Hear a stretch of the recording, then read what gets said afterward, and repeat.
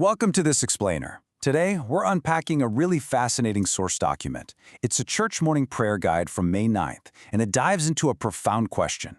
How do we humans respond when we hit a wall of absolute, insurmountable despair? The document makes a super compelling argument that kind of goes against our modern instincts. It claims that in a true crisis, raw vulnerability is actually way more powerful than any worldly problem solving. It's a really interesting lens on an ancient text, so let's just jump right in. Right out of the gate, the document's opening prayer hooks us with this powerful thesis. When you're staring down an impossible wall, the solution isn't going to be some perfectly crafted argument. It's not about being clever. The text literally asks the reader to approach their crisis, quote, not with fancy words or perfect logic, but with honest tears. Wow, right? It sets this tone immediately, prioritizing pure emotion and raw honesty over trying to intellectualize your way out of a problem. You can see how clearly it draws a line in the sand here. On one hand, you've got worldly complex logic and excuses. I mean, that's our default mode, isn't it? When things go wrong, we strategize, we rationalize, we try to outsmart the issue. But the text is explicitly telling us to drop all of that. Instead, it champions honest tears and a sincere heart. It's essentially demanding a total paradigm shift in how we handle desperation. And looking at the original text right here, it gives this foundational instruction. It's telling its audience, hey, when you pray today, leave the complex logic behind. And this isn't just some abstract advice, it's the exact setup for a really dramatic historical case study. The document uses a famous historical narrative to prove beyond a doubt that this method of extreme vulnerability actually works. Which brings us to part 1, the death sentence, an unmovable crisis.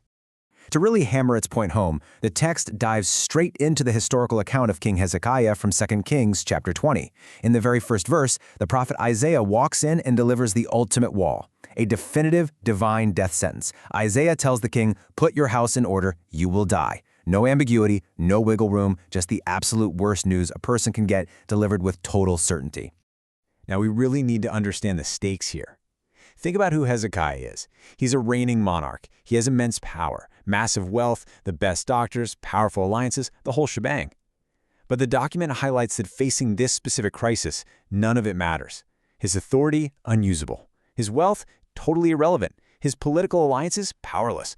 Worldly logic has hit a complete dead end, leaving him with absolutely nothing but this immovable wall of despair. So, part 2, the king facing the wall, and his choice of reaction. What makes this story so captivating is exactly how the king decides to react. Verse 2 tells us something super interesting. Instead of calling an emergency meeting with his doctors or generals, Hezekiah just turns his face to the wall. The document points out this is both a physical and a deeply spiritual act.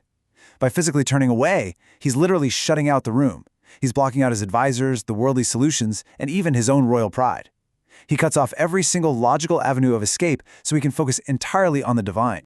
And then, the text simply says Hezekiah wept bitterly. He completely abandons his royal composure.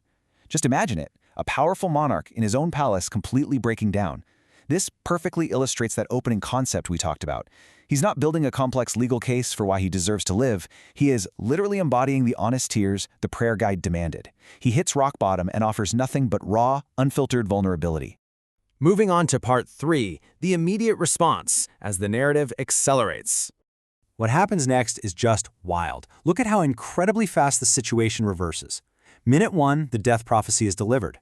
Minute 2, the king turns to the wall in tears. But then, verse 4 tells us that before the prophet Isaiah had even made it across the middle courtyard to leave, the ultimate authority intervened. The answer came back instantly. And within just 3 days, the king goes from a definitive deathbed to walking right into the temple, completely healed.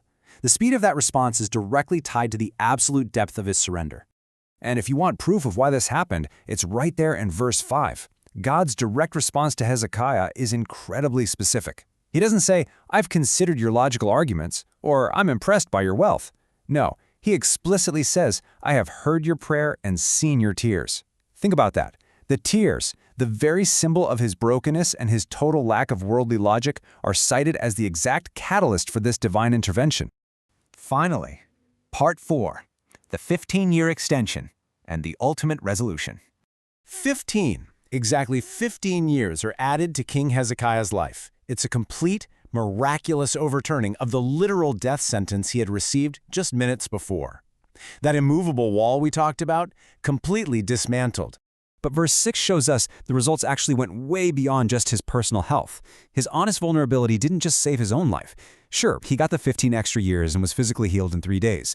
But it also secured massive political salvation from the king of Assyria, plus divine protection for his entire city. By giving up his own power and weeping at the wall, the king inadvertently secured the greatest strategic victories of his entire reign. It's a real game changer. And this historical result ties right back to the document's opening prayer. The original text talks about a love that absolutely refuses to give up on us, even in what it calls miserable despair. The explainer uses Hezekiah as the ultimate proof of concept here, that leaning into honest emotion, rather than running away from it, brings profound comfort and unimaginable victory, even when the situation looks literally hopeless. So, the document leaves us with a deeply challenging parallel. It's asking us to look in the mirror. When you find yourself facing your own insurmountable wall, your own absolute despair, what's your reflex going to be? Are you going to cling to complex logic, trying to outsmart a problem that's just too big for you? Or, taking a cue from a king who had everything but chose to rely on nothing, are you willing to simply offer your honest tears? It's a fascinating perspective on vulnerability, suggesting that maybe our greatest strength is actually found the moment we completely let go. Thanks so much for exploring this remarkable text with me today. Keep asking questions, keep looking deeper, and we'll see you in the next explainer.